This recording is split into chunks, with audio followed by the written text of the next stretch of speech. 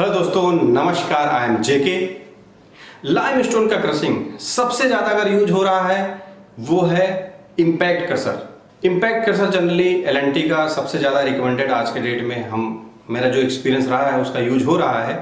कहीं कहीं आपको हैमर क्रशर भी आपको देखने को मिलेगा। मेरा 2-3 प्लांट का एक्सपीरियंस रहा है, वहाँ पर हैमर क्रशर भी है और वो डिपेंड करता है कि आपका लाइमस्टोन का क्वालिटी कैसा है। अगर ज़्यादा हार्ड है, उसका जो एलएसएफ वैल्यू है ज़्यादा है, हार्ड मटेरियल है, हाई ग्रेड का लाइमस्टोन है, तो आप जनरली प्रेफर कीजिए इम्पैक्ट क्रशर।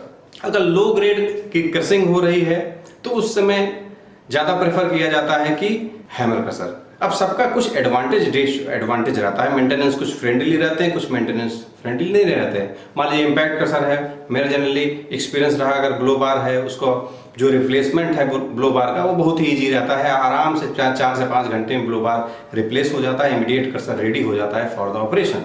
वही जो हैमर क्रशर का हैमर है उसको रिप्लेस करने में हमको करीब 12 से 13-14 घंटे लग जाते हैं, बहुत ही एफर्ट के बाद में।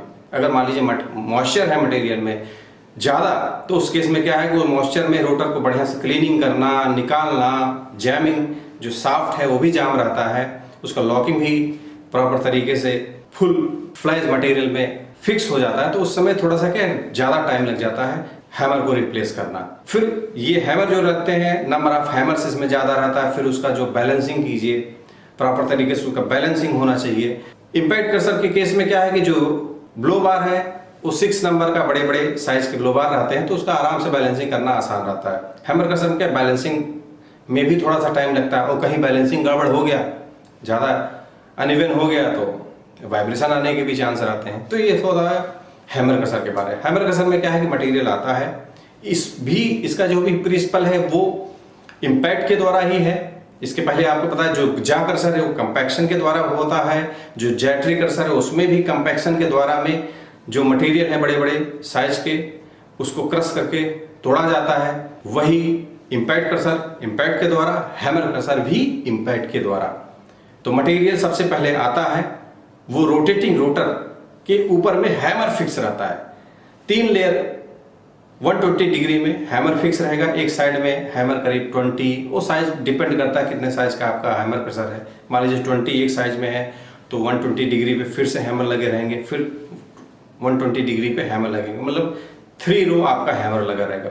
3 रो का प्रॉपर बैलेंसिंग भी रहता है। जो हैमर है उसका जो मटेरियल है मैग्नीज स्टील ग्रेड 4 का बना रहता है। जो हैमर है वो मैग्नीज स्टील IS 276 ग्रेड 4 का बना रहता है, जहां पर मैग्नीज की वैल्यू आप देखेंगे तो 14% तक आता है।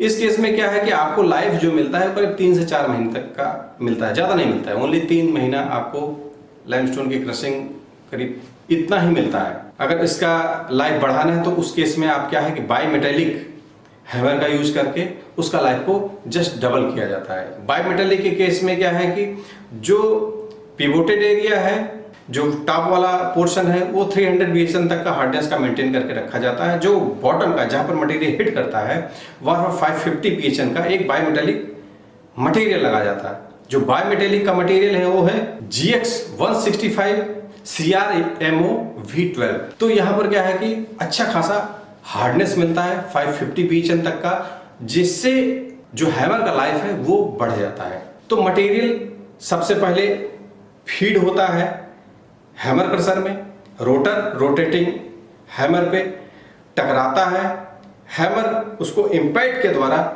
मारता है, सीधा सामने में रहता है इम्पैक्ट आर्म। इम्पैक्ट आर्म के ऊपर में मैग्नीज स्टील का ही लाइनर लगा रहता है, ग्रेड 3 का लाइनर जनरली लगा रहता है। तो कहीं कहीं ग्रेड 1 का भी हमने देखा है। तो सामने में जाके इम्पैक्ट के द्वारा टकराता है मटेरियल और फिर वहां पर क्रश होता है। साइड में बॉटम में क्या है कि वो भी ग्राइंडिंग पाथ प्रोफाइल साइज का ही ऐसा बना हुआ ग्राइंडिंग पाथ दोनों साइड में रहेगा और गैप मेंटेन किया रहेगा। मान लीजिए आपको 100 mm से बिलो चाहिए तो 100 mm तक का गैप आप मेंटेन रखिए। अगर 50 mm साइज से बिलो चाहिए तो वहां पर 50 mm का गैप मेंटेन करके रखा जाता है। उसके बाद में तब तक वो इम्पैक्ट के द्वारा मटेरियल इम्पैक्ट करता रहता है इम्पैक्ट आर्म के ऊपर में, जब तक उसका रिक्वायर्ड साइज ना मिल जाए। उसके बाद में क्रश होके मटेरियल बॉटम में जाता है। तो ये केस था हैमर क्रशर का। हैमर क्रशर बहुत ही सिंपल रहता है। हाँ, इसमें जो जर्क है उसको एब्जॉर्ब करने के लिए जो ड्राइव्स लगे हैं उसमें वी बेल्ट लगा रहता है। तो वी बेल्ट से क्या है कि जितना भी वाइब्रेशन क्रिएट होता है, जर्क रहता है, उसको एकोमोडेट करने की क्षमता रहती है। तो वी बेल्ट में कभी कभी वियर एंड टियर रहता है, उसका रिप्लेसमेंट टाइमली अगर हार्ड हो गया है, उसमें एलोंगेशन ज़्यादा हो गया, उसको रिप्लेस कर सकते हैं। अब बात करते हैं रोटर का। रोटर के क्या दोस्त क्या है कि अंदर में एक शाफ्ट है, शाफ्ट के ऊपर में हैमर फिक्स है, दोनों एंड में प्लेट लगा के बोल्टिंग कर दिया जाता है। बियर वाला पोर्शन क्या है कि जो डिस्क है, तो डिस्क क्या डायरेक्ट रोटेट कर रहा है। डिस्क अगर रोटेट कर रहा है, लाइमस्टोन यहाँ पर ऑलरेडी अवेलेबल रहता है हमेशा, तो उसमें क्या है कि बाई एट्रिजन के द्वारा, उसमें घर्षण के द्वारा में वियर एंड टियर बढ़ जाता है डिस्क का। तो उस केस में आपको हार्ड फेसिंग करना, इसीलिए रिकमेंड है कि नया ही लग जाए हैमर, उसका जो डिस्क है उसका हार्ड फेसिंग प्रॉपर तरीके से कर देना चाहिए। उसका जो बेस लेयर है लोथर्म 457 से पहले बुल्डअप कीजिए। जब बुल्डअप जो भी वियर पार्ट है वो बिल्डअप हो जाए, उसके बाद में लोथर्म T901 के रॉड से, हार्ड फेसिंग रॉड के हिसाब से 1 लेयर या 2 लेयर करीब 3 से 5 mm तक का हार्ड फेसिंग कर दीजिए। इससे क्या है कि उसका जो लाइफ है डिस्क का वो बढ़ जाता है। और दोनों एंड में नॉन ड्राइव और ड्राइव एंड में बेरिंग हाउसिंग में spherical roller heavy duty size का लगा रहता है। उसका प्रॉपर तरीके से EP3 ग्रीस से लुब्रिकेशन प्रॉपर तरीके से होता रहे। तो ये था मोटा मोटा हैमर क्रशर के बारे में। दोस्त इसके बारे में सबसे इंपॉर्टेंट रहता है कि रोटर का बैलेंसिंग करना, जो हैमर लगे हुए हैं उसका बैलेंसिंग करना, उसका कैसे हो बैलेंसिंग किया जाता है, सबसे इंपॉर्टेंट पार्ट होता है। इसको हम नेक्स्ट वीडियो में कवर करेंगे। आशा करते हैं दोस्तों आज आपको अच्छी खासी जानकारी हासिल हुई होगी।